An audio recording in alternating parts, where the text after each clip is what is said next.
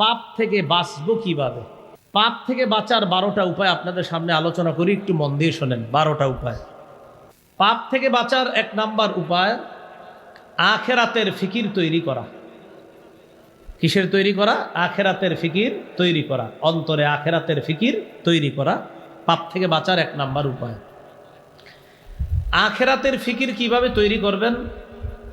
একটু আমার দিকে সবাই তাকান, দেখেন আখেরাতের ফিকির কিছুক্ষণের জন্য তৈরি করি। আমার ঘড়িতে এই মুহূর্তে 11টা 4 বাজে। এমনও হতে পারে আগামীকাল 11টা 4-এ আমি দুনিয়াতে থাকবো না। আচ্ছা, আমি যদি আগামীকাল 11টা 4-এ দুনিয়াতে না থাকি, কোথায় থাকবো? কবরে। আমার আত্মীয় স্বজন আমারে কবরে রেখে আসবে। হ্যাঁ, তারা সত্যি রেখে আসবে। তারপর কি হবে? কি হবে? আমারে প্রশ্ন করবে 3টা, উত্তর দিতে পারলে কি হবে? কবর জান্নাতের টুকরা হবে, না পারলে জাহান্নামের অংশ হবে। সত্যি। হ্যাঁ, তাহলে আগামীকাল 11টা 4টায় আমি 11টা 4-এ যদি আমি কবরে থাকি, আমার সাথে কি যাবে? কি যাবে? নবী বলেন, যদি আমল ভালো করে থাকো আমল যাবে। তো আমি সারা জীবন যে সম্পদ কামাই করলাম সেটা নবী বলেন ওয়ারিশরা পাবে। সাহাবীদেরকে প্রশ্ন করলেন, তোমাদের কাছে সম্পদ দাম কোনটা? ওয়ারিশের সম্পদ না তোমার সম্পদ? সাহাবীরা বললেন, হুজুর, আমাদের সম্পদ আমাদের কাছে দামি ওয়ারিশের সম্পদের চাইতে, কারণ আমাদের সম্পদ ওয়ারিশরা পাবে মরার পর, এই জন্য আমাদেরটা আমাদের কাছে বেশি দামি। নবীজি বললেন, ঠিক তো? কয় হ্যাঁ। এবার আমার দিকে তাকান, এটা হলো আমার সম্পদ, এটা ওয়ারিশের সম্পদ, কখন পাবে আর কি পরে মনে করেন? তো নবীজি বলেন, একটা হলো আমল আর একটা হলো মাল। তোমার আমলটা হলো তোমার সম্পদ, তোমার মাল হলো ওয়ারিশের সম্পদ। নবী বলেন, তোমার আমল হলো তোমার সম্পদ, তোমার মাল হলো ওয়ারিশের সম্পদ। বলেন তো ভাই, আমল কার সম্পদ? আমার। বলেন, আমল কার আর মাল কার? ওয়ারিশ। তো নবীজি বললেন, তোমরাই তো বললা তোমাদের সম্পদ বেশি দামি। হ্যাঁ।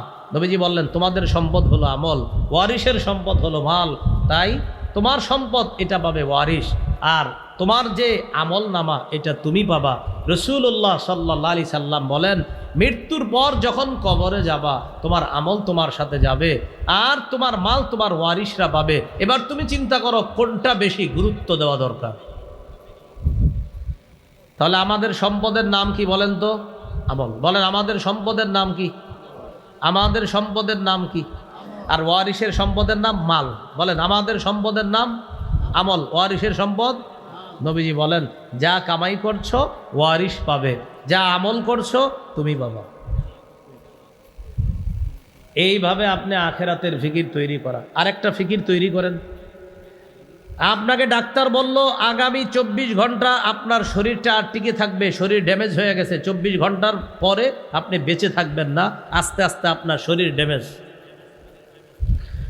এই 24টা ঘন্টা আপনার কি অবস্থা হবে আপনি একটু চিন্তা করেন তো। বাসায় আসলেন, আসার পর আপনার আব্বা আপনাকে বকাঝকা শুরু করলো, আপনি আপনার আব্বার দিকে হাসি মুখে তাকায় থাকবেন। কেন? আব্বা বকেন, 24 ঘন্টা পর আর পাবে না। বন্ধুরা আপনারা যদি সবাই মিলেও বকাবচকা করে, তো তুই ভালো না, এই না সেই না, অন্যদিন রাগ হয়ে গেল, আজকে রাগ হন না কেন? কারণ আপনার মাথায় টেনশন হলো, তোরা আর কতক্ষণ আমার এইগুলা বলবি বল। আপনার ভাই বোন, আপনার আত্মীয় স্বজন সবাই আপনারা আজকে জ্বালায়, কিচ্ছু বলেন না, কারণ আপনি তাদেরকে বলেন নাই যে 24 ঘন্টার মধ্যে আমার শরীরটা আস্তে আস্তে ড্যামেজ হয়ে যাবে, আমি দুনিয়া থেকে বিদায় নিব। ঘটনা চক্রে ওই 24 ঘন্টার নামাজও এসে গেছে। ডাক্তার বলার পর জোহরের নামাজটা পাইছেন, বলেন তো এই জোহরটা কেমন পড়বেন?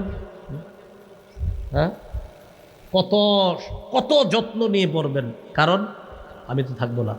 আসর কত যত্ন নেবেন, মাগরিব কত যত্ন, এশা কত যত্ন। তাহলে ডাক্তার বলার কারণে সব কিছুর প্রতি আপনার এত যত্ন আইসা দিল। আল্লাহ তাআলা বলে দিয়েছেন, মৃত্যু যে কোনো সময় তোমার হয়ে যাবে, অতএব প্রত্যেকটা নামাজ আজকে থেকে আমার আপনার মনে রাখা যে এটা আমার জীবনের শেষ নামাজ।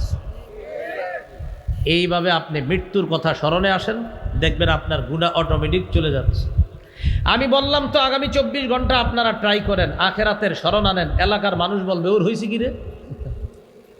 আপনি যখন আখেরাতের ফিকির তৈরি করবেন, এলাকার মানুষ বলবে ওর কি হয়েছে, মানে আপনার ভিতরে আলাদা চেঞ্জিং দেখে তারা বলবে ওর কি হয়েছে, মানে ওরাও বুঝতেছে আপনার মধ্যে আলাদা একটা কিছু কাজ করতেছে। এই হলো 1 নাম্বার আখেরাতের ফিকির তৈরি করা। 2 নাম্বার খাঁটি তওবা করা। সূরা তাহরিমের 8 নম্বর আয়াতে আল্লাহ বলেন, ইয়া আইয়ুহাল্লাযীনা আমানু তুবু ইলাল্লাহি তাওবাতান নাসুহা আসা রাব্বুকুম আন ইউকাফিরা আনকুম সাইয়্যাতিকুম।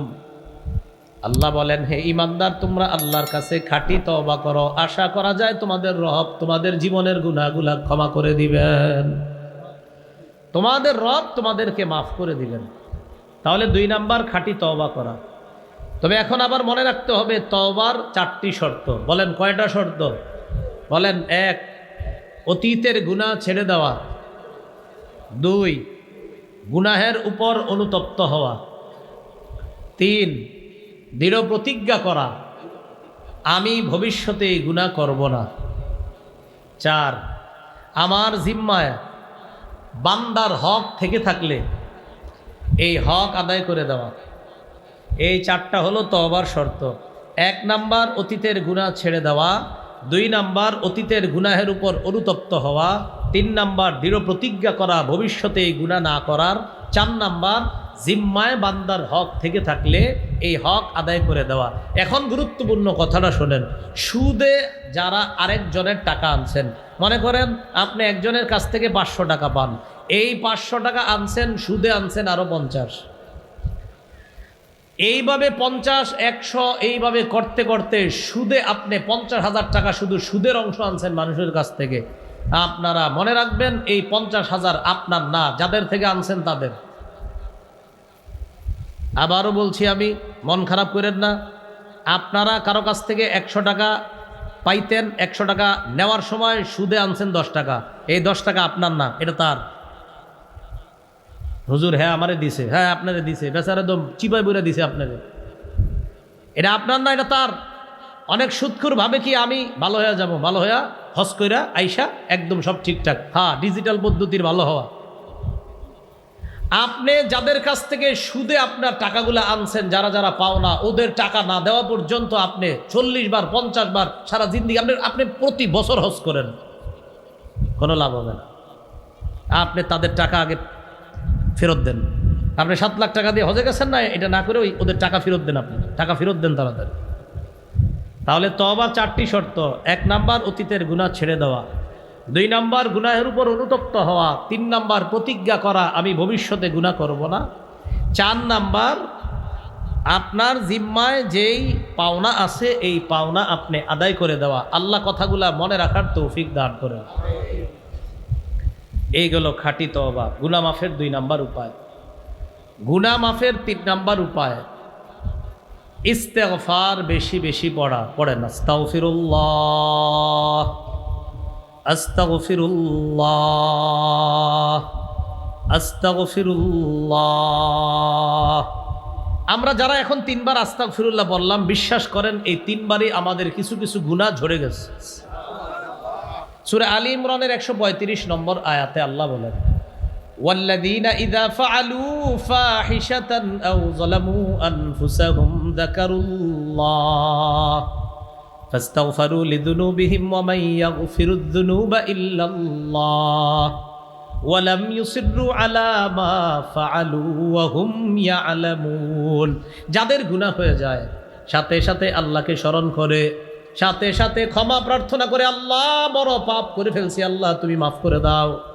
4 নাম্বার জেনে বুঝে ভবিষ্যতে এই গুনাহ আর করে না। আবার বলছে, 1 নাম্বার গুনাহ হয়ে গেছে, 2 নাম্বার আল্লাহকে স্মরণ করছে, 3 নাম্বার আল্লাহর কাছে ক্ষমা চায়, 4 নাম্বার জেনে বুঝে ভবিষ্যতে আর এই গুনাহ করে না।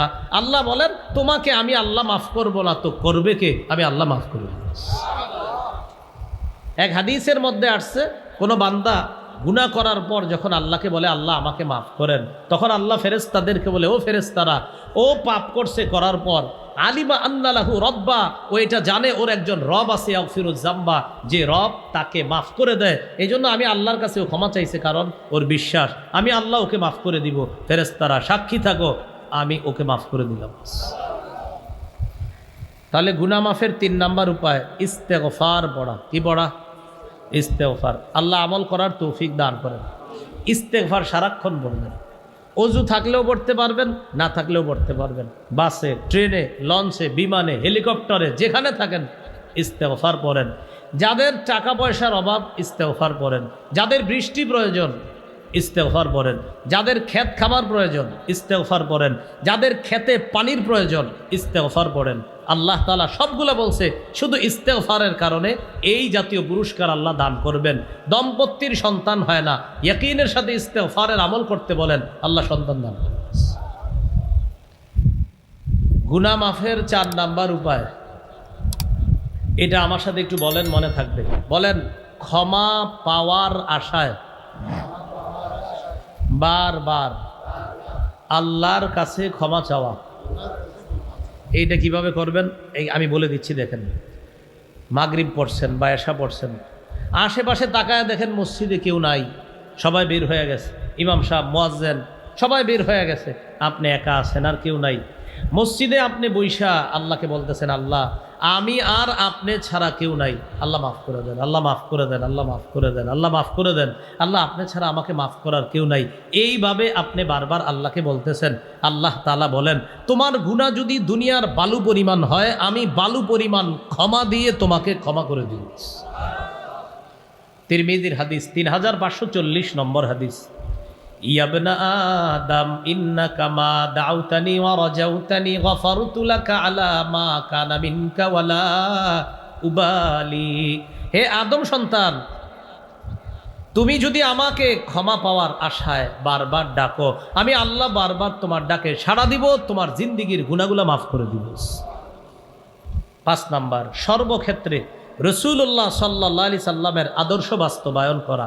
ব্যক্তি জীবন, পারিবারিক জীবন, সামাজিক জীবন, অর্থনৈতিক জীবন, রাষ্ট্রীয় জীবন, আন্তর্জাতিক জীবন, সর্বক্ষেত্রে আল্লাহ রসুলের আদর্শ বাস্তবায়ন করা।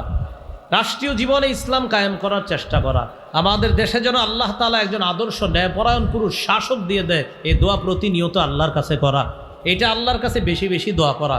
পুরুষ শাসকের পরিবর্তে অন্য কোনো শাসক চাওয়া নিজের কপাল হতবাগা হওয়ার লক্ষণ করা। সহিহ বুখারীর বর্ণনা, রাসূলুল্লাহ সাল্লাল্লাহু আলাইহি সাল্লাম বলেন, লা ইউফলিহা কওমুন ওয়াল্লাহু আমরাহুম ইমরাআ।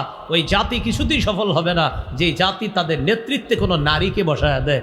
এজন্য আগামীর চিন্তা বাংলাদেশে করা উচিত, পুরুষ শাসিত দেশ গঠন করার চেষ্টা করা।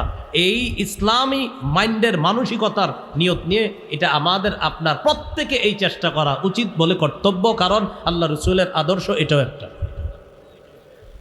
আন্তর্জাতিক অঙ্গনে চেষ্টা করা, সেটা কি?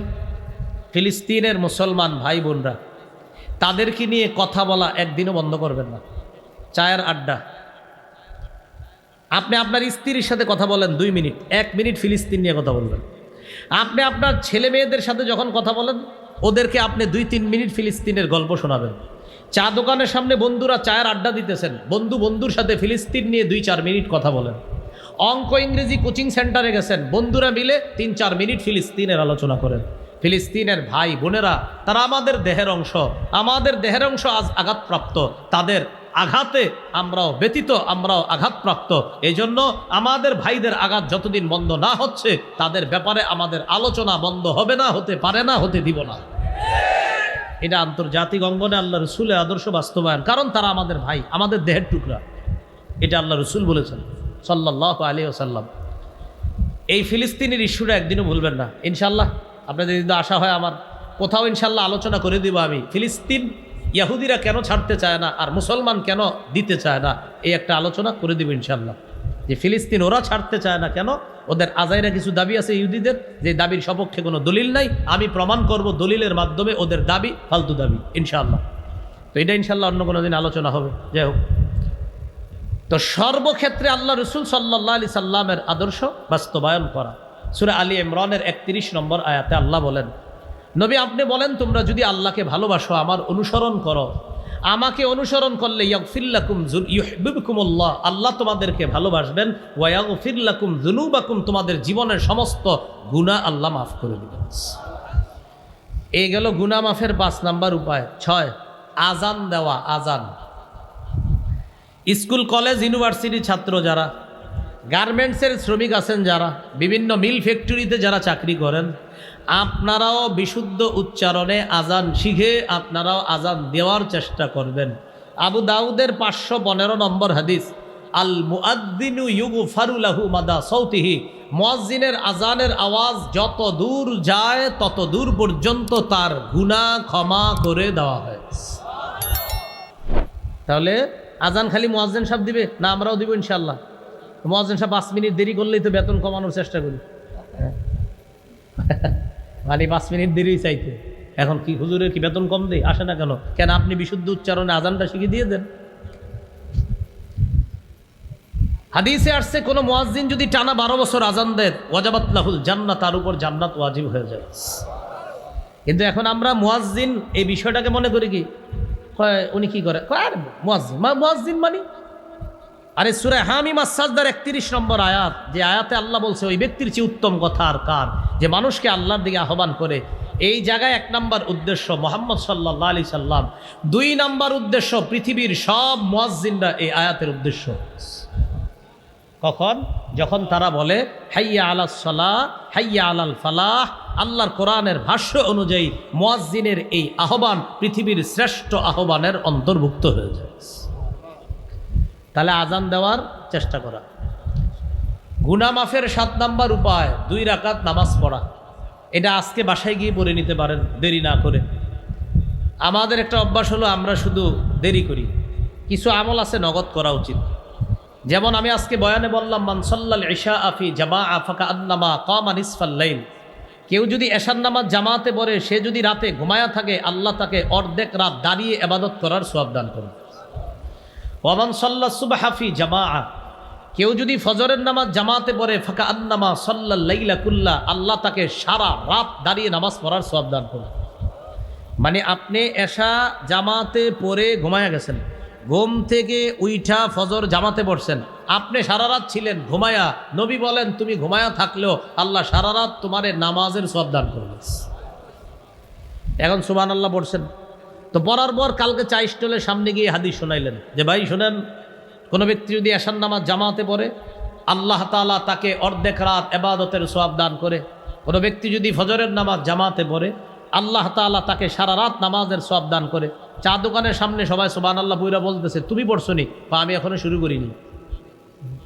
কি করিনি মানে আমরা সুবহানাল্লাহ পড়লেও আমলটা দেরি করে করি, এটা ঠিক না। আমল নগদ করা। তো গুনাহ মাফের 7 নম্বর উপায় 2 রাকাত নামাজ পড়া। আবু দাউদের হাদিস 1521 নম্বর হাদিস, মা মিন আবদিন ইউজনিবু জামবান ফায়ুহসিনুত তুহুরা ফায়াকুমু ফায়ুসাল্লি রাকাতাইন। কোনো ব্যক্তি গুনাহ হয়ে যাওয়ার পর সুন্দর করে ওযু করে 2 রাকাত নামাজ পড়লো, সালাম ফিরানো শেষ, গফারাল্লাহু লাহু জামবা, আল্লাহ তার গুনাহগুলো মাফ করে দেয়। গুনাহ মাফের 8 নম্বর উপায় 5 ওয়াক্ত নামাজ নিয়মিত পড়া। সহিহ বুখারীর 526 নম্বর হাদিস, এক ব্যক্তি রাসূলুল্লাহ সাল্লাল্লাহু আলাইহি সাল্লামের কাছে আসলেন, আসার পর বললেন, হুজুর আমার পাপ হয়ে গেছে, আমি কি করব? ওই মুহূর্তে আল্লাহ সূরা হুদের 114 নম্বর আয়াত নাজিল করে দিলেন। ওই আয়াতে আল্লাহ বলেন, ওয়া আকিমিস সালাতা তারাফাইন নাহার ওয়া যুলাফাম মিনাল লাইল ইন্নাল হাসানাতি ইউযহিবনাস সাইয়্যাত। তুমি দিনের 2 প্রান্তে নামাজ পড়ো, রাতেও নামাজ পড়ো। উদ্দেশ্য হলো 5 ওয়াক্ত নামাজ পড়ো। তুমি যদি 5 ওয়াক্ত নামাজ পড়ো, এই পুণ্যের কাজটা তোমার পাপগুলাকে দূর করে দিবে, মিটিয়ে দিবে। এই আয়াত দ্বারা বোঝা যায় কোনো ব্যক্তি যদি নিয়মিত 5 ওয়াক্ত নামাজ পড়ে, নামাজের মাঝে তাদের যে কিছু গুনাহ শয়তান করায়া ফেলে, ওই পরবর্তী নামাজের কারণে আগের গুনাহগুলো আল্লাহ মাফ করে দেয়। গুনাহ মাফের 9 নম্বর উপায় জামাতের সাথে নামাজ পড়া। সহিহ মুসলিমের বর্ণনা, এক ব্যক্তি রাসূলুল্লাহ সাল্লাল্লাহু আলাইহি সাল্লামের কাছে আসছে, আসার পর বললেন, আকিম আলাইয়া হাদ্দান ইয়া রাসূলুল্লাহ, হুজুর আমাকে বিচার করেন, আমি বড় গুনাহ করছি। ইতিমধ্যে জামাত দাঁড়ায় গেছে, নামাজ পড়াইলেন নবী। নামাজ পড়ানোর পর এই ব্যক্তি বলতেছে, হুজুর আমার বিচারটা করবেন না, আমি বড় গুনাহ করে ফেলছি। দেখেন ওই যুগে গুনাহ হয়ে যাওয়ার পর তারা কত পেরেশান। নবীজি বললেন, আহাদারুতাস সালাতা মাআনা, তুমি কি আমাদের সাথে জামাতে নামাজ পড়ছো? তিনি বললেন হ্যাঁ। ফাকালা রাসূলুল্লাহ সাল্লাল্লাহু আলাইহি ওয়াসাল্লাম গুফিরাত লাক। রাসূলুল্লাহ সাল্লাল্লাহু আলাইহি সাল্লাম বলেন, জামাতে নামাজ পড়ার কারণে আল্লাহ তোমার গুনাহ মাফ করে দিয়েছে। মাফের 10 নম্বর উপায়, একটা গুনাহ হয়ে গেলে সাথে সাথে একটা নেকির কাজ করা। এই বয়ানের বদহজম করবেন না। বদহজম মানে আপনার আবার এই বয়ানটা এই বুঝেন না যে হুজুর বলছে একটা গুনাহ হইলে পাপ, পাপ হয়ে গেলে ভালো কাজ করা, এর মানে আজকে থেকে আমি গুনাহ করব, ভালো কাজ করব, গুনাহ করব, ভালো কাজ করব, এরকম না। আমি কি বলছি গুনাহ করলে না গুনাহ হইলে? মুসলমান গুনাহ করতে পারে না, মুসলমানের গুনাহ হয়ে যেতে পারে, গুনাহ হয়ে গেলে গুনাহ থেকে মাপ চাওয়া। তো বলছিলাম একটা পাপ হয়ে গেলে সাথে সাথে একটা ভালো কাজ করা। তিরমিজির হাদিস, ক্বালা রাসূলুল্লাহ সাল্লাল্লাহু আলাইহি ওয়াসাল্লাম আতবি'is সাইয়্যাতাল হাসানাতা তামহুহা। নবীজি বলেন একটা গুনাহ হয়ে গেলে সাথে সাথে ভালো কাজ করো, তোমার ভালো কাজটা পাপের কাজ মিটায়া দেয়। একটা গুনাহ হয়, ভালো কাজ করো, তোমার এই ভালো কাজটা পাপের কাজকে মিটায়া দেয়, দূর করে দেয়। গুনাহ মাফের 11 নাম্বার উপায় জিকিরের মজলিসে বসা। এখানে যারা বসে আছেন এটা জিকিরের মজলিস। সহিহ বুখারীর বর্ণনা 6408 নম্বর হাদিস। এই মজলিসটাকে এই মুহূর্তে ফেরেশতারা চারদিক থেকে বেষ্টন করে আল্লাহর আসমান পর্যন্ত পৌঁছে গেছে। আল্লাহ পাক রব্বুল আলামিন ফেরেশতাদেরকে বলবেন ইশহাদু আন্নী কদ গফারতু লাহুম, সাক্ষী থাকো এখানে যারা বসা আমি সকলকে মাফ করে দিলাম। অনেকে আসছে পিছনে এসে বসছে, এরকম হয় না? যারা শুরু থেকে ছিল না, ফেরেশতা বলে আল্লাহ যারা পিছনে এসে বসছে এদের কি অবস্থা হবে? আল্লাহ তাআলা বলেন হুমুল জুলাসা উলা ইয়াশকা জালিসুহুম, এই মজলিসে যারা বসা তাদের পিছনে এসে যারা বসবে আমি আল্লাহ তাদেরকেও মাফ করে দেব। এই জন্য আপনারা বুদ্ধি করে এখন থেকে সব সময় শেষে আসবেন নাকি? হ্যাঁ, মানে সবাই শেষে আসলে তো হবে না। এই হলো 11 নাম্বার উপায় গুনাহ মাফের। সর্বশেষ 12 নাম্বার উপায় জিকির করা। হাদিসের মধ্যে আসছে রাসূলুল্লাহ সাল্লাল্লাহু আলাইহি সাল্লাম বলেন আহাব্বুল কালামি ইলাল্লাহি আরবা, সুবহানাল্লাহ ওয়ালহামদুলিল্লাহ লা ইলাহা ইল্লাল্লাহ ওয়াল্লাহু আকবার। নবীজি বলেন আল্লাহর কাছে সবচেয়ে পছন্দের কথা হলো 4টা। 1 নাম্বার সুবহানাল্লাহ, 2 নাম্বার আলহামদুলিল্লাহ, 3 নাম্বার লা ইলাহা ইল্লাল্লাহ, 4 নাম্বার আল্লাহু আকবার। আবার এই 4টার মধ্যে শ্রেষ্ঠ কোনটা? আফজালুয যিকরি লা ইলাহা ইল্লাল্লাহ। আল্লাহর কাছে সবচেয়ে শ্রেষ্ঠ জিকির হলো লা ইলাহা ইল্লাল্লাহ। এবার আমার সাথে বলেন 5 ওয়াক্ত নামাজের পর 33 বার সুবহানাল্লাহ, 33 বার আলহামদুলিল্লাহ, 33 বার আল্লাহু আকবার, 3 99 বার পড়ার পর 100তম বারে এই দোয়াটি পড়ব। পড়েন লা ইলাহা ইল্লাল্লাহু ওয়াহদাহু লা শারীকা লাহ লাহুল মুলকু ওয়া লাহুল হামদ ওয়া হুয়া আলা কুল্লি শাইইন কাদির গফিরাত খাতায়াহু ওয়া ইন কানাত মিসলা জাবাদিল বাহরি। এই আমলটা যারা 5 ওয়াক্ত নামাজের পরে করবে সমুদ্রের ফেনা পরিমাণ গুনাহও আল্লাহ মাফ করে দিবেন। কোনটা? এই যে 5 ওয়াক্ত নামাজের পর করব তো আমল ইনশাআল্লাহ, আল্লাহ তৌফিক দান করেন। আর একটা আমল এখন নগদ করবেন, যাইতে যেতে, বাড়িতে যাইতে যাইতে একদম ছোট্ট একটা আমল বলেন সুবহানাল্লাহি ওয়া বিহামদিহি। আবার আবার আবার সুবহানাল্লাহি ওয়া বিহামদিহি, সুবহানাল্লাহি ওয়া বিহামদিহি। 5 বার হয়েছে। আর কতবার আছে? 95 বার। কয়বার? এই যাইতে যাইতে পড়ে ফেলবেন, 1-2 মিনিট সময় লাগবে সর্বোচ্চ। এই 100 বার যারা এটা আজকে পড়বেন, সহিহ বুখারীর 6405 নম্বর হাদিস, কেউ যদি নিয়মিত 100 বার এটা পড়ে আল্লাহ তার সমুদ্রের ফেনা পরিমাণ গুনাহ মাফ করে দেন। তাহলে এই আমলটা করা একটুকি শুধু সুবহানাল্লাহি ওয়া বিহামদিহি, সুবহানাল্লাহি ওয়া বিহামদিহি, সুবহানাল্লাহি ওয়া বিহামদিহি, সুবহানাল্লাহি ওয়া বিহামদিহি, এতটুকু প্রতিদিন 100 বার। আল্লাহ আমাদেরকে আমল করার তৌফিক দান করেন।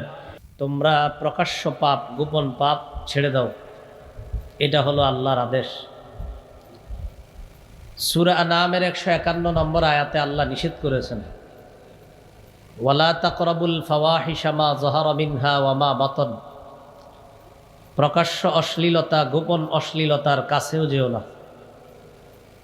2 আয়াতের শিক্ষা হলো বর্তমানে যে পাপের মধ্যে আমরা ডুবে আছি এই পাপ ছেড়ে দেওয়া। দ্বিতীয় শিক্ষা হলো নতুন করে পাপের কাছে না যাওয়া। আল্লাহ আমাদেরকে বর্তমান পাপগুলা বর্জন করে নতুন করে কোনো পাপের কাছেও যেন আমরা না যাই। আল্লাহ আমাদেরকে এমন খাঁটি মুমিন হওয়ার তৌফিক দান করে।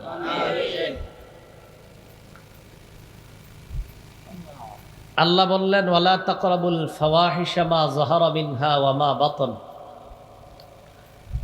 প্রকাশ্য অশ্লীলতা, গোপন অশ্লীলতার কাছেও যেও না। অশ্লীলতা এখন আমাদের পকেটে পকেটে আছে। চাইলেই মানুষ এখন খুব সহজে অশ্লীল কোনো কিছু করা তার পক্ষে সহজ। সহিহ বুখারীর বর্ণনা 6612 নম্বর হাদিস। রাসূলুল্লাহ সাল্লাল্লাহু আলাইহি ওয়াসাল্লাম বলেন, ইন্নাল্লাহা কাতাবা আলা ইবনি আদম হাজ্জাহু মিনাজ জিনা আদরাকা যালিকা লা মাহালা। নিশ্চয় আল্লাহ তাআলা আদম সন্তানকে জিনার পরীক্ষা দ্বারা পরীক্ষা করবেন। ফাজিনাল আইনি আন নাজরু, চোখের জিনা হলো দেখা। এখন একটু নিজেরে পরীক্ষা করবেন। চোখের জিনা দেখা, যাকে সরাসরি দেখা হারাম, তাকে নাটক সিনেমায় দেখা হারাম, ভিডিও কলে দেখাও হারাম। এখন এই যে চোখের গুনাহটা, এটা আমরা কয়জন বাঁচতে পারতেছি? ওয়াজিনাল লিসান আল মানতিক, মুখের জিনা হলো কথা বলা। যার সাথে কথা বলা সরাসরি হারাম, মোবাইলেও তার সাথে কথা বলা হারাম। কিন্তু আপনি চিন্তা করে দেখেন, এই গুনাহের মধ্যে কত মানুষ প্রতিনিয়ত জড়িয়ে পড়ছে। ওয়ান্নাফসু তামান্না ওয়া তাশতাহি, অন্তর খারাপ কল্পনা করে, এটা অন্তরের জিনা। কারো ব্যাপারে খারাপ ধারণা করতে থাকে, এটা অন্তরের জিনা। অসংখ্য অগণিত মানুষ এই জাতীয় গুনাহের মধ্যে জড়িয়ে আছে। এখন আপনারা প্রত্যেকে নিজেরই জিজ্ঞাসা করে দেখবেন, গত 1 মাস যাবৎ কয়জন পারছেন নাটক সিনেমা না দেখে থাকতে? কয়জন পেরেছেন মোবাইলে কোনো ধরনের কোনো নারীকে আপনি দেখেন নাই, যাকে দেখা হারাম এরকম কাউকে আপনি গত 1 মাস দেখেন না? নিজে নিজের প্রশ্ন করেন, জবাব পেয়ে যাবেন। সেটা টিকটক হোক, সেটা নাটক হোক, সেটা সিনেমা হোক, সেটা কোনো অ্যাডের মধ্যে হোক, সেটা কোনো মাধ্যমে হোক। এই জন্য আল্লাহ বললেন, প্রকাশ্য অশ্লীলতা, গোপন অশ্লীলতার কাছেও যেও না। অনেক মানুষ আছে আমাদের সামনে গুনাহ করে না, কিন্তু তিনি পর্দার আড়ালে গুনাহ করে। এরকমও মানুষ পাবেন আপনি। তাদের ব্যাপারে রাসূলুল্লাহ সাল্লাল্লাহু আলাইহি ওয়াসাল্লাম বলেন, লা আ'লামান্না আকওয়ামান মিন উম্মতি ইয়াতুনা ইয়াওমাল কিয়ামাতি বিহাসানাতিন আমসালি জিবালি তিহামাতা বাইদা ফায়াজআলুহা আল্লাহু হাবাআম মানসুরা। নবী বলেন, আমার উম্মতের এমন অসংখ্য মানুষ আমি চিনি, জানি, যাদের ব্যাপার, যারা কিয়ামতের ময়দানে তিহামার সাদা পাহাড়ের মতো বিশাল বিশাল পাহাড়ের স্তূপ নিয়ে কিয়ামতের মাঠে উপস্থিত হবে। আল্লাহ তাআলা তাদের এই বিশাল আমল নামাকে বালুর মতো বানায়া দিবে। কিসের মতো? বালু, বালু দেখা যাবে না, বিক্ষিপ্ত ধূলিকণা। ফায়াজআলুহা আল্লাহু হাবাআম মানসুরা, আল্লাহ তাদের এই আমলগুলা অদেখা বিক্ষিপ্ত বালুর মতো বানাবে। এই মুহূর্তে উপরে তাকান, বালু দেখা যাচ্ছে না, কিন্তু এখানে কিছু বালু উঠতেছে এখন, যেটা আমরা দেখতেছি না। এটা শীতকালে আপনি দেখবেন টিনের ঘর থেকে ছোট্ট একটা ছিদ্র দিয়ে রৌদ্র ঢুকলে ওই রৌদ্রের মধ্যে ছোট্ট ছোট্ট কি জানি উঠতে থাকে। এটা অদেখা বিক্ষিপ্ত বালু, ধূলিকণা। আল্লাহ তাআলা বিশাল বড় বড় আমল এই বিক্ষিপ্ত ধূলিকণার মতো বানায়া দিবে কিয়ামতের মাঠে। সাহাবীরা জিজ্ঞাসা করলেন, হুজুর এরা কারা? فقال رسول الله صلى الله عليه وسلم إنهم إخوانكم ومن جلدتكم, ইয়াখুযুনা বিল-লাইলি কামা তাখুযুনা হাত্তা ইযা খালাউ বিমাহারিমিল্লাহ ইনতাহাকুহা। এরা হলো তারা যারা পর্দার আড়ালে কোনো হারামের মধ্যে যখন একা একা হয় তখন তারা ওই হারামের মধ্যে জড়িয়ে পড়ে। মানুষের সামনে তারা গুনাহগুলা করে না, কিন্তু পর্দার আড়ালে অসংখ্য অগণিত পাপের মধ্যে তারা জড়িয়ে পড়ে। আল্লাহ তাদের আমলগুলা কিয়ামতের ময়দানে বিক্ষিপ্ত ধূলিকণার মতো বানায়। তাহলে আজকের দ্বিতীয় শিক্ষাটা কি শিখলাম? নতুন করে প্রকাশ্য গুনাহ করা যাবে না, গোপন গুনাহও করা যাবে না। আল্লাহ আমাদেরকে হেফাজত করেন, আমিন। 3 নাম্বার শিক্ষা, কবিরা গুনাহ যারা আজকে এই মুহূর্তে ছেড়ে দিবেন, আল্লাহ তাআলা মায়া করে সগীরা গুনাহ মাফ করে দিবেন। সূরা নিসায় আল্লাহ বলেন, ইন তাজতানিবু কাবাইরা মা তুনহাউনা আনহু নুকাফির আনকুম সাইয়্যাতিকুম। যদি তোমরা কবিরা গুনাহ থেকে বেঁচে থাকো, ছেড়ে দাও, আমি আল্লাহ তোমাদের সগীরা গুনাহগুলো মাফ করে দিব। যদি তোমরা কবিরা গুনাহ থেকে বেঁচে থাকো, কবিরা গুনাহ ছেড়ে দাও, আমি আল্লাহ তোমাদের সগীরা গুনাহ মাফ করে দিব। তাহলে আজকে 3 নাম্বার শিক্ষাটা শিখলাম, সগীরা গুনাহ আল্লাহ মাফ করে দিবে যদি কবিরা গুনাহ ছেড়ে দিই। কবিরা গুনাহের মধ্যে কারা আছেন প্রত্যেকে জানেন, আল্লাহ ছেড়ে দেওয়ার তৌফিক দান করেন, আমিন। 4 নাম্বার আলোচনা, আমি যদি এখন আপনাদের সামনে ঘোষণা করি আগামী 24 ঘন্টা কারা কারা পারবেন 100 রাকাত নফল নামাজ পড়বেন, নফল নামাজ পড়ে একটা মোটরসাইকেল পুরস্কার হাদিয়া নেবেন, আমার মনে হয় সবাই হাত তুলবে যে 24 ঘন্টায় 100 রাকাত নফল নামাজ এটা কোনো ব্যাপার না। মোটরসাইকেল যারা চালাইতে পারে না তারাও হাত তুলবে, কেন? নিয়ে বেঁচে নেব, সমস্যা কি? কিন্তু আমি যদি বলি আগামী 24 ঘন্টায় একটা গুনাও কেউ করবেন না, কারা কারা পারবেন, তখন হাত উঠতে গিয়ে উঠবে না। কেন উঠবে না?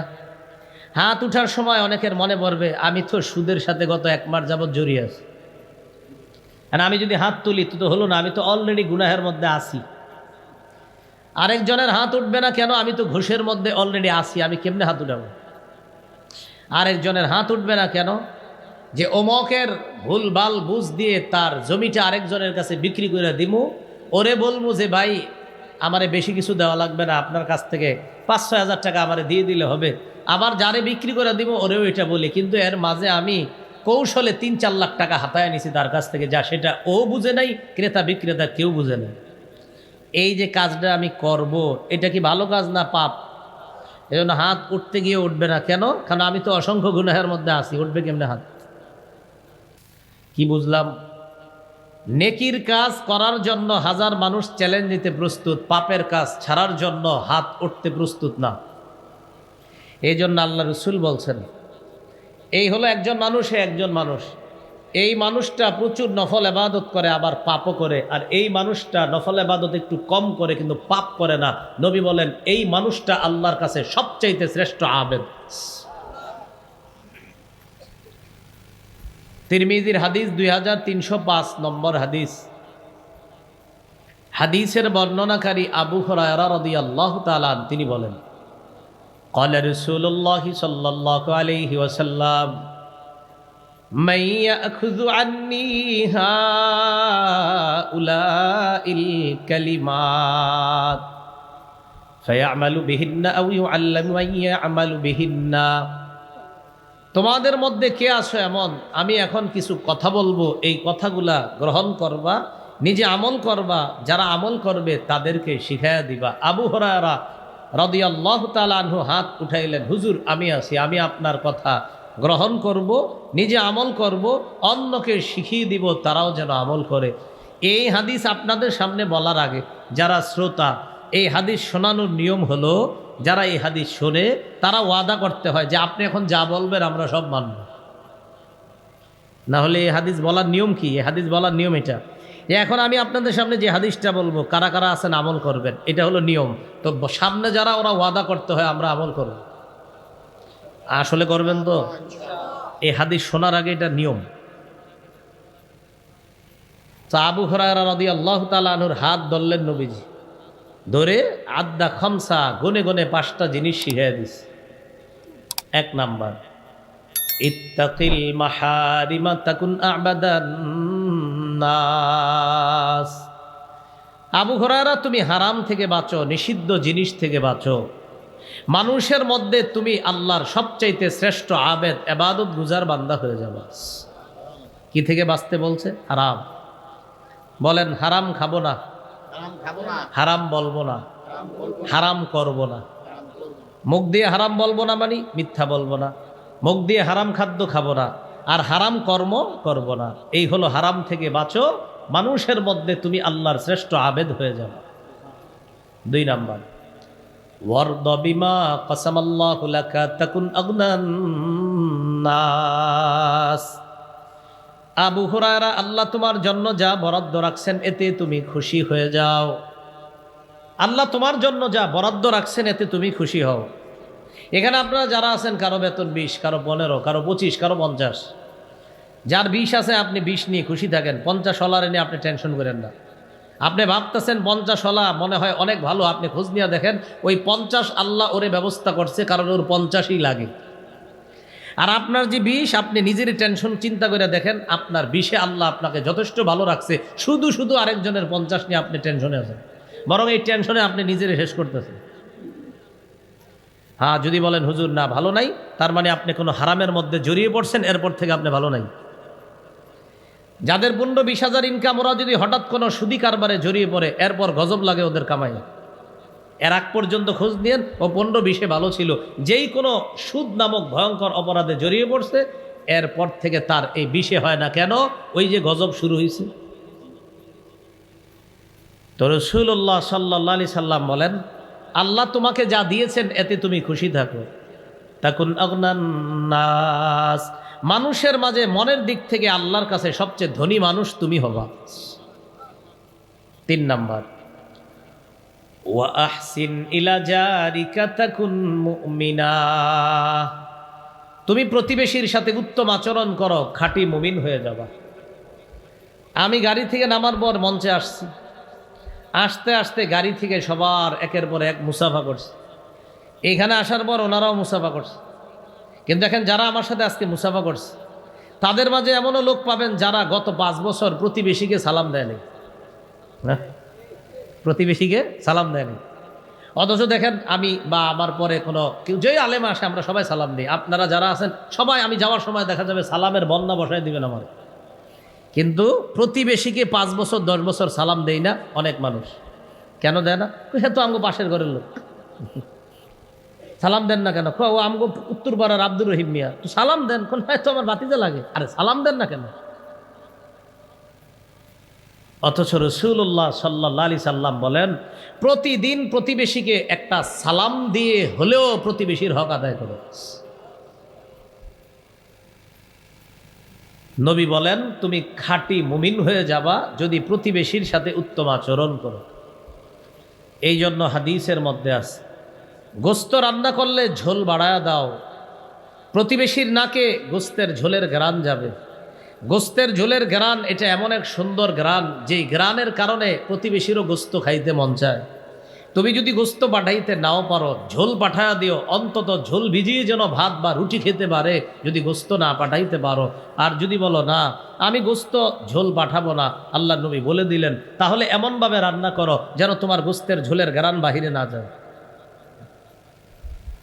রাসূলুল্লাহ সাল্লাল্লাহু আলাইহি সাল্লাম বুঝান যে তুমি তোমার প্রতিবেশীর নাকে গোস্তের ঝোলের ঘ্রাণ যাবে, আর সে কষ্ট পাবে গোস্ত না খায়া। আমি নবী তো এটা সইতে পারি না, আমার একটা উম্মত গোস্তের ঝোলের ঘ্রাণে কষ্ট পাবে আর সে খাবে না, আমি নবী এটা সহ্য করতে পারতেছি না। তাই গোস্তের ঝোল বাড়াও, অন্তত ঝোল পাঠায় দাও।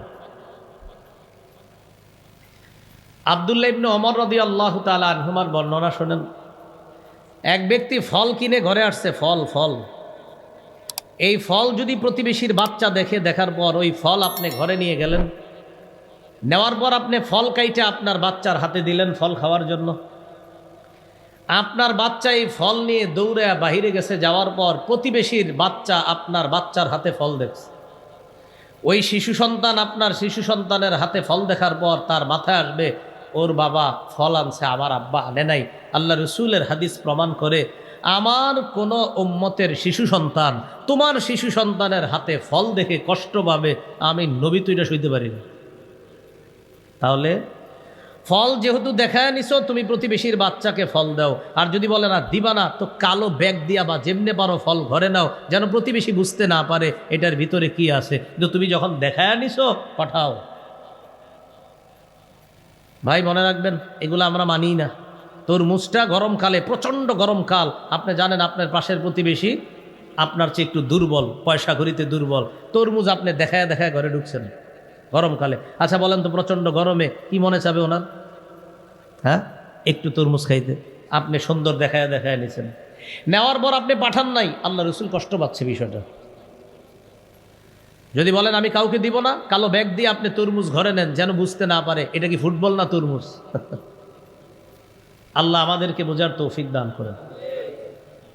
আপনি আপনার প্রতিবেশীর পাশে বড় বাড়ি তুললেন, 2 তলা 3 তলা। আল্লাহ রসুল সাল্লাল্লাহু আলাইহি সাল্লাম বলেন, তুমি যে 2 তলা 3 তলা বাড়ি উঠাইলা, পাশের প্রতিবেশীকে একটু বইলা নিও। হুজুর এটা কেন? আমার জায়গায় আমি বাড়ি উঠামো। নবীজি বলেন, শোনো, তুমি বাড়ি উঠানোর পর এক পাশের বাতাস বন্ধ হবে, আমার উম্মতের বাতাস বন্ধ তুমি করলা, একটু বইলা করবা তো। আমার উম্মতের বাতাস বন্ধ করবা এক পাশের, ওরে একটু বইলা নাও। ও তো এতদিন বাতাস গ্রহণ করতো, তুমি বইলা নাও। ভাইজান আমি তো একটা বাড়ি করব, আপনি কিছু মনে করেন না। আমার তো আসলে এই জায়গায় 3-4টা ছেলে, আমার এই ছেলেগুলোর জন্য আমি বাড়ি বানাতে হবে 3-4 তলা, তাই আপনি কষ্ট নিয়েন না। আমি বাড়ি উঠানোর পর আপনার এক পাশের বাতাস বন্ধ হবে, এই কষ্ট দেওয়ার জন্য আমি অগ্রিম আপনার কাছে ক্ষমা প্রার্থী। উনি কি কষ্ট পাবেন আর আরো খুশি হবে? আল্লাহ রসুল আমাদেরকে মুমিন হওয়া শিখাইলেন, তুমি প্রতিবেশীর সাথে উত্তম আচরণ করো, খাঁটি মুমিন হবা। 4 নাম্বার, ওয়া আহিব্বা লিন্নাস মা তুহিব্বু লিনাফসিকা তাকুন মুসলিমা। মানুষের জন্য তুমি তা পছন্দ করো যেটা নিজের জন্য পছন্দ করো, খাঁটি মুসলমান হয়ে যাবা।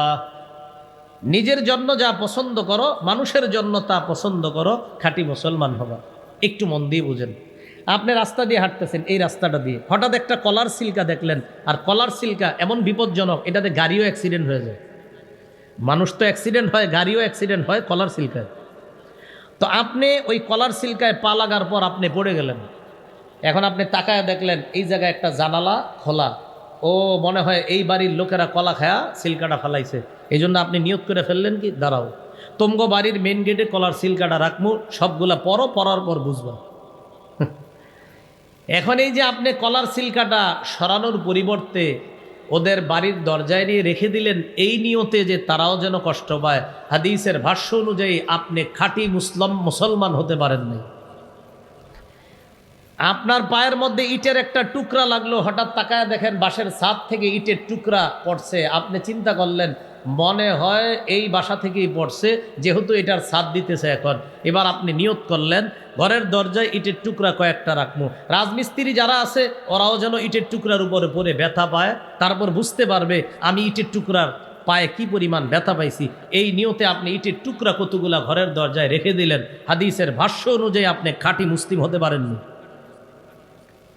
রাসূলুল্লাহ সাল্লাল্লাহু আলাইহি সাল্লাম বলেন, কোনো ব্যক্তি যদি রাস্তা থেকে কষ্টদায়ক বস্তু এই নিয়তে সরিয়ে দেয়, কলার সিল্কা, ইটের টুকরা, ছোট্ট কোনো কাটা ইত্যাদি অথবা যে কোনো কিছু সরায় দেয় এই নিয়তে যে আমার কোনো মুসলমান ভাই বোন যেন কষ্ট না পায়, গফারাল্লাহু লাহু মা তাকদ্দামা মিন যামবি, আল্লাহ তার আগের সব গুনাহ মাফ করে দেন।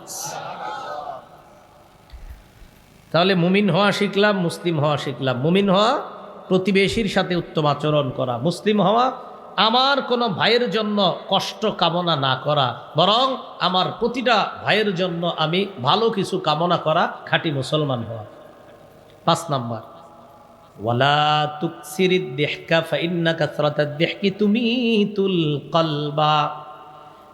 আবু হুরায়রা, বেশি হাসবা না, বেশি হাসি অন্তর মৃত বানিয়ে দেয়। বেশি হাসবা না, বেশি হাসি অন্তর মৃত বানায় দেয়।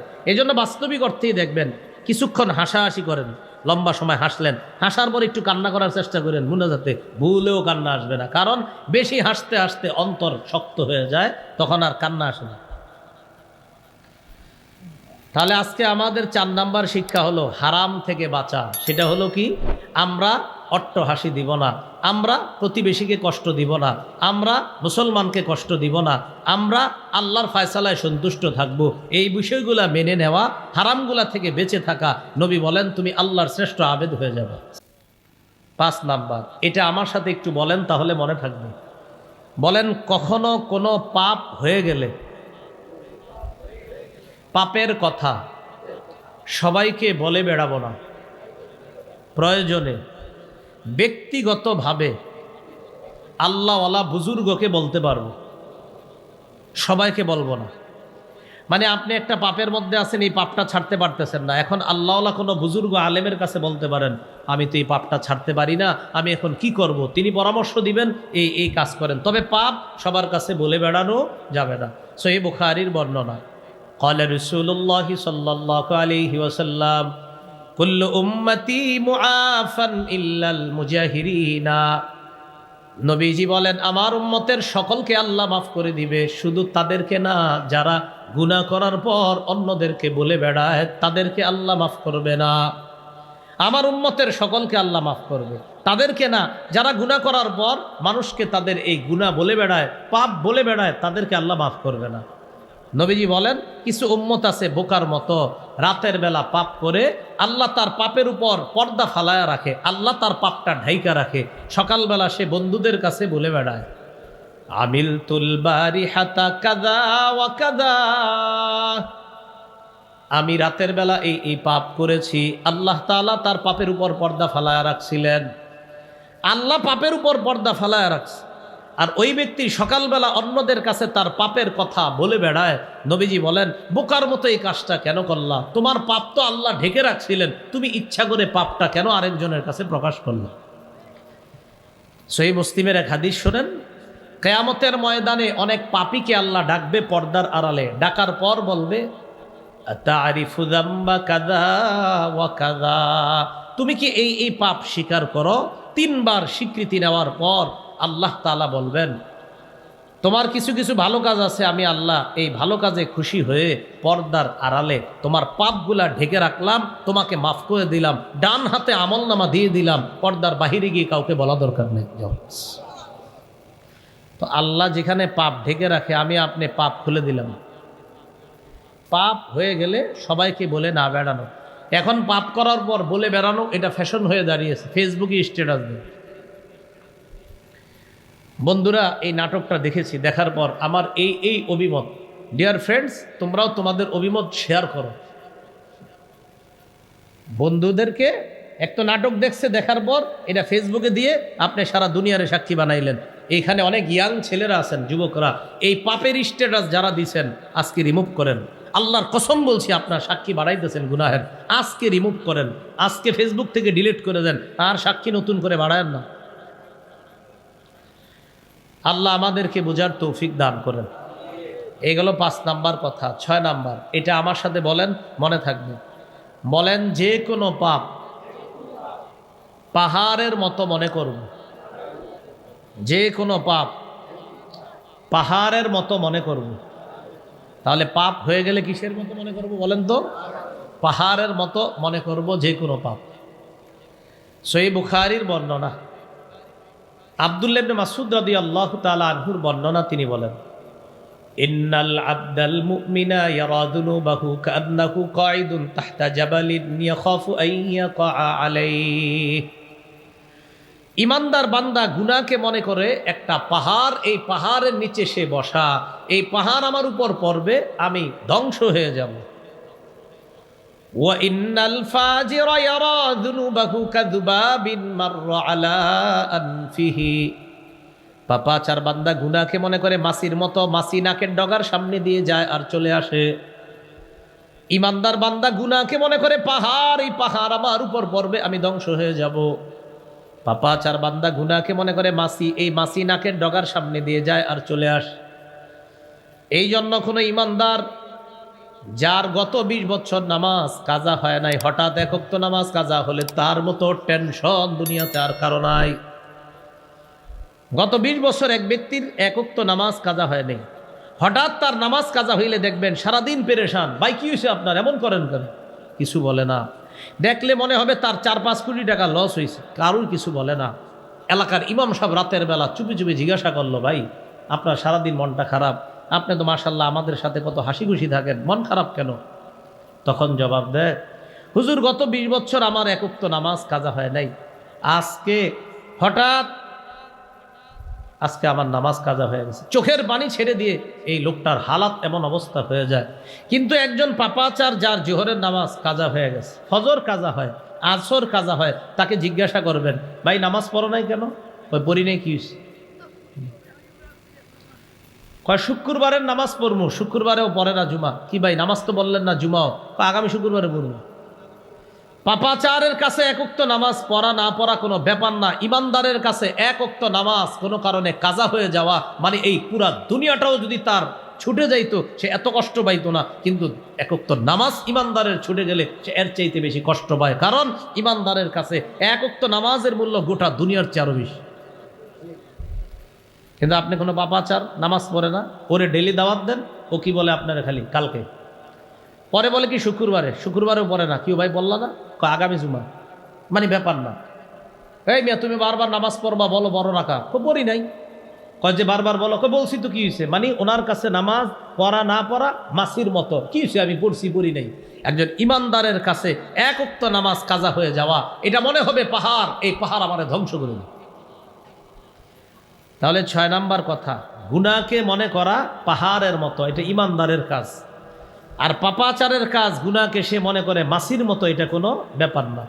আজকে থেকে আমরা যে কোনো পাপকে মনে করব পাহাড়ের মতো। আল্লাহ আমাদেরকে এই মানসিকতা লালন করার তৌফিক দান করেন। 7 নাম্বার কথা, হাসান বসরি রহমতুল্লাহি আলাইহি বলেন, মা আবাদাল আবিদুনা বিশাইইন আফযালা মিন তারকি মা নাহাকুমুল্লাহু আন। হাসান বসরি রহমতুল্লাহি আলাইহি বলেন, এই পৃথিবীর মধ্যে কোনো আল্লাহর ওলিকে যদি তোমরা দেখো, একজন আল্লাহর ওলির জীবনের সবচাইতে বড় ইবাদত কোনটা? তোমাদের মনে হবে তাহাজ্জুদ নামাজ, তোমাদের মনে হবে নফল নামাজ। হাসান বসরি বলেন, একজন আল্লাহর ওলির জীবনের সবচাইতে শ্রেষ্ঠ ইবাদত হলো গুনাহ না করা, হারাম কাজ না করা। আল্লাহর ওলির জীবনের সবচাইতে বড় ইবাদত। আল্লাহর ওলির জীবনের সবচেয়ে বড় ইবাদত গুনাহ না করা। হুজুর হাফিজ হুজুরের বড় ইবাদত কি? গুনাহ না করা। বড় পীর আব্দুল কাদের জিলানী, উনি এত বড় পীর, উনি তাহাজ্জুদ নফল বেশি পড়তো। হ্যাঁ পড়তো, তাহলে এর চেয়ে বড় আর কোনো ইবাদত আছে কি? গুনাহ না করা। তাহলে বলেন তো, আল্লাহর ওলিদের জীবনের শ্রেষ্ঠ ইবাদত কি? গুনাহ না করা। আল্লাহর ওলিদের জীবনের শ্রেষ্ঠ ইবাদত হলো গুনাহ না করা। যে কথাগুলো আমরা শুনলাম বললাম, সবাই যেন আমল করতে পারি, আল্লাহ তৌফিক দান করেন। খুব মন দেন যারা শেষে আসছেন, আমি 1 মিনিটের মধ্যে পুরো আলোচনাটা বলে ফেলি। প্রথমে 7টা কথা বলছি। 1 নাম্বার, নগদ পাপগুলা ছেড়ে দেওয়া। 2 নাম্বার, নতুন করে পাপের কাছে না যাওয়া। 3 নাম্বার, কবিরা গুনাহগুলা ছেড়ে দিলে আল্লাহ সগীরা গুনাহ মাফ করে দিবে। 4 নাম্বার, নিষিদ্ধ কাজ থেকে বাঁচলে আল্লাহর শ্রেষ্ঠ আবেদ হওয়া যায়। 5 নাম্বার, আমাদের কখনো কোনো গুনাহ হয়ে গেলে সবার কাছে আমরা বলে বেড়াবো না, গুনাহ প্রকাশ করব না। 6 নাম্বার, গুনাহকে আজকে থেকে আমরা বড় পাহাড়ের মতো মনে করব। 7 নাম্বার, আল্লাহর ওলি হতে গেলে তার জীবনের শ্রেষ্ঠ ইবাদত গুনাহ না করা। এই ছিল আমাদের প্রথম পাঠের আলোচনা। দ্বিতীয় পাঠ, গুনাহ থেকে বাঁচার 12টা উপায়। 1 নাম্বার, আখেরাতের ফিকির তৈরি করা। 2 নাম্বার, খাঁটি তওবা করা। 3 নাম্বার, ইস্তেগফার পড়া। 4 নাম্বার, ক্ষমা পাওয়ার আশায় বারবার আল্লাহর কাছে ক্ষমা চাওয়া। 5 নাম্বার, রাসূলুল্লাহ সাল্লাল্লাহু আলাইহি সাল্লামের আদর্শ সর্বক্ষেত্রে বাস্তবায়ন করা। 6 নাম্বার, আজান দেওয়া। 7 নাম্বার, 2 রাকাত নামাজ পড়া। 8 নাম্বার, 5 ওয়াক্ত নামাজ পড়া। 9 নাম্বার, জামাতের সাথে নামাজ পড়া। 10 নাম্বার, একটি গুনাহ হয়ে গেলে সাথে সাথে একটি ভালো কাজ করা। 11 নাম্বার, জিকিরের মজলিসে বসা। 12 নাম্বার, জিকির করা। এই হলো গুনাহ মাফের 12টা উপায়। এই উপায়গুলা অবলম্বন করে আমরা গুনাহ থেকে বেঁচে থাকার চেষ্টা করব। আল্লাহ তৌফিক দান করেন। আজকের এই আলোচনাগুলো আমার একটা সংকলন আছে, মিম্বরের আমানত, ওই সংকলনেও আলোচনাগুলা পাবেন। 9ম 10ম খণ্ডে আজকের আলোচনাগুলা পাবেন। 9ম 10ম খণ্ডে আজকের আলোচনাগুলা পাবেন। 1 থেকে 10 খণ্ড কিতাব, যারা পারেন সবগুলা খণ্ডই সংগ্রহ রাখেন। নারী পুরুষ আলেম ওলামা সহ সবাই পড়তে পারেন। প্রথম খণ্ড, সন্তানের 64টা অধিকার।